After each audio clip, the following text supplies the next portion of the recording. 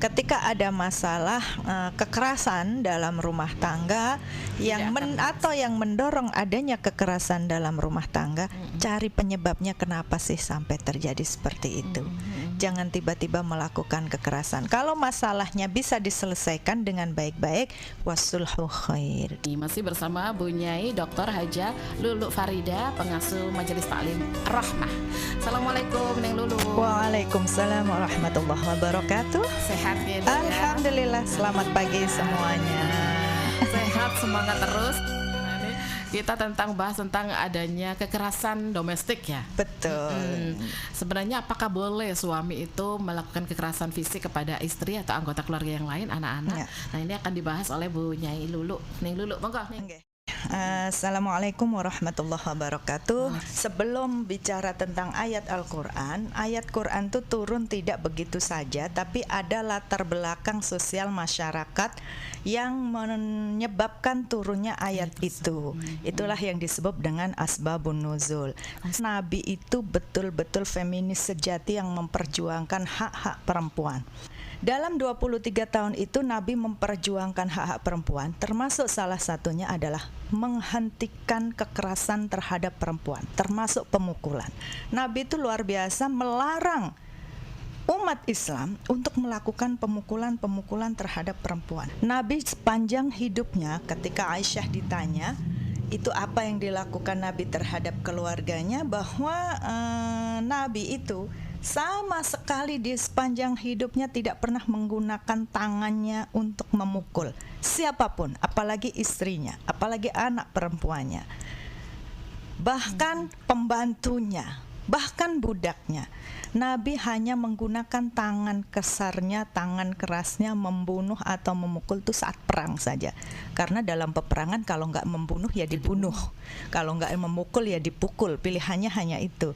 Sehingga dalam kondisi itu aja Nabi melakukan menggunakan tangannya untuk pemukulan. Dan hadis, banyak hadis, 7 hadis dan riwayat sepanjang hidup Nabi itu tidak pernah membolehkan, bahkan melarang perempuan dipukul, melarang kaum laki-laki memukul perempuan, sampai suatu ketika Sayyidina Umar ibn al-Khattab itu protes ya kepada Nabi Muhammad SAW untuk melawan Nabi. Kenapa sih Nabi membela perempuan gitu? Ada lagi seorang perempuan bersama suaminya datang pada Nabi konsultasi karena habis dipukul suaminya, wajahnya minta keadilan. Suami saya udah mukul saya, meminta supaya kisos suami saya. Lalu Nabi oke, boleh dikisos. Lalu turunlah Al-Quran surat An-Nisa 34 membolehkan perempuan dipukul itu hanya dengan proses-proses tertentu. Akhirnya perempuan-perempuan juga pada demo di rumah Nabi itu, demo ngelilingi rumah Nabi karena ada perempuan-perempuan yang lapor suaminya itu pada mukulin mereka. Dan Nabi mengomentari itu perempuan-perempuan yang sudah demo itu, yang sudah melaporkan suaminya, ketahuilah berarti suaminya bukan suami yang baik-baik. Karena sudah melakukan pemukulan. Jadi laki-laki yang melakukan pemukulan itu bukan laki-laki yang baik. Jadi di situ Quran sendiri ketika Sayyidina Umar, Nabi melarang kaum muslimin memukul perempuan. Sayyidina Umar protes, kalau mereka dibiarkan Nabi, mereka makan menjadi-jadi, ngelonjak gitu kan. Sayyidina Umar akhirnya turunlah surat An-Nisa 34 yang menghibur laki-laki, kamu gak usah takut kehilangan harga dirimu di hadapan perempuan. Kenapa? Karena kamu itu punya posisi ar-rijalu qawwamuna 'alan nisa. Nah, turunlah ayat ar-rijalu qawwamuna 'alan nisa yang termasuk membolehkan perempuan dipukul itu hanya dengan proses-proses tertentu, melalui tahapan-tahapan, yaitu wallati takhafuna nusyuzahunna fa'idhuhunna. Jangan suka mukul lah, intinya gitu. Dinasehati, kenapa sih? Bukankah dengan ngomong yang baik? Kalau fa'idhuhunna itu artinya mau'idhah. Mau'idhah itu harusnya ya hasanah, diomongin dengan baik-baik. Makanya di sini Al-Qur'an fa'idhuhunna, harusnya mau'idhah dulu. Orang mau'idhah itu ya harus hasanah, harus tahu masalahnya apa. Jadi di sini pentingnya komunikasi dan kepengertian dari lingkungan terhadap apa yang dialami oleh perempuan. Berikutnya adalah kalau perempuan-perempuan tuh sampai berbuat gak bener, kan Sayyidina Umar takutnya kalau dibiarin mereka makin ngelunjak gitu ya. Kalau kamu takut mereka ngelunjak atau yang disebut nusyus, maka ya dinasehatilah, jangan langsung dipukul.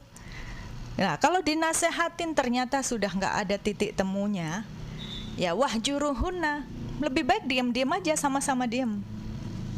Nah sebenarnya diam tuh bukan sekedar diam, harusnya itu menjadi proses refleksi, introspeksi diri, apa sih yang dirasakan pasangan kita. Jangan hanya menuntut hak kita ya, sebenarnya apa sih yang terjadi. Kemudian kita introspeksi berikutnya, memperbaiki diri, refleksi diri.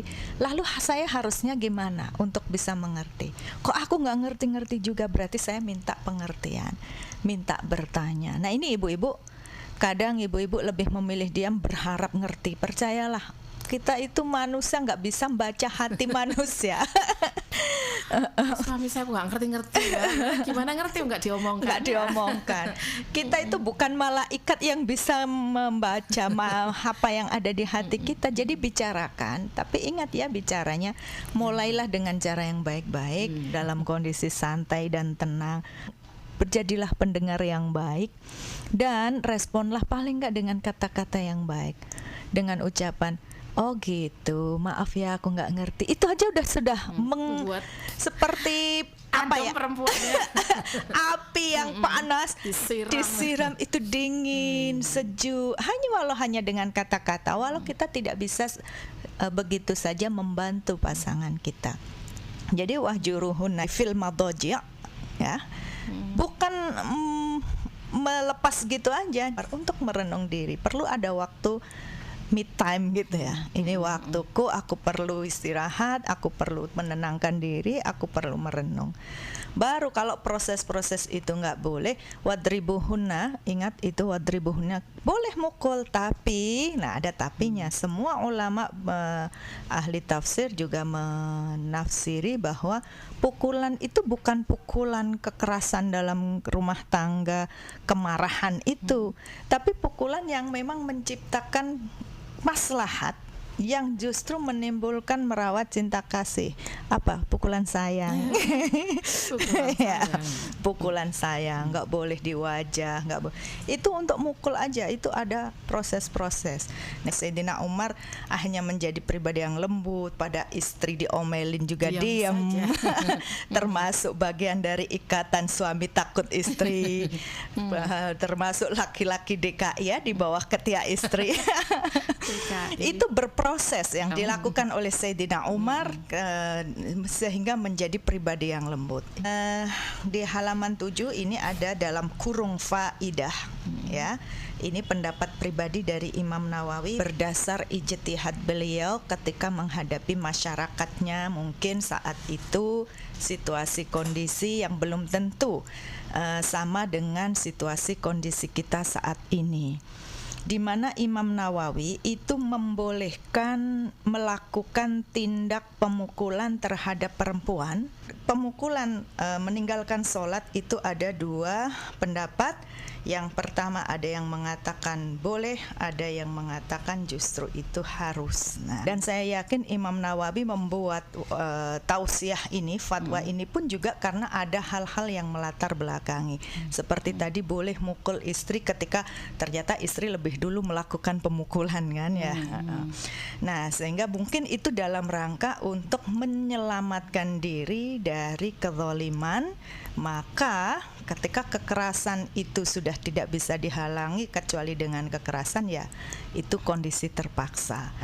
Ketika ada masalah kekerasan dalam rumah tangga yang atau yang mendorong adanya kekerasan dalam rumah tangga, cari penyebabnya, kenapa sih sampai terjadi seperti itu. jangan tiba-tiba melakukan kekerasan. Kalau masalahnya bisa diselesaikan dengan baik-baik, wasulhu khair, selesaikanlah dengan baik-baik.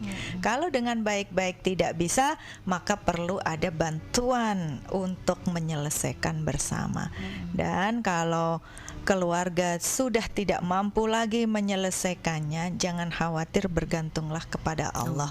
Kalau Bapak Ibu bertahan dalam rumah tangga karena Allah, insya Allah itu jalan surga.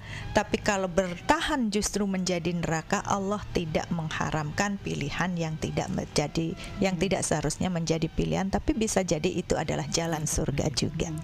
Oke, baik.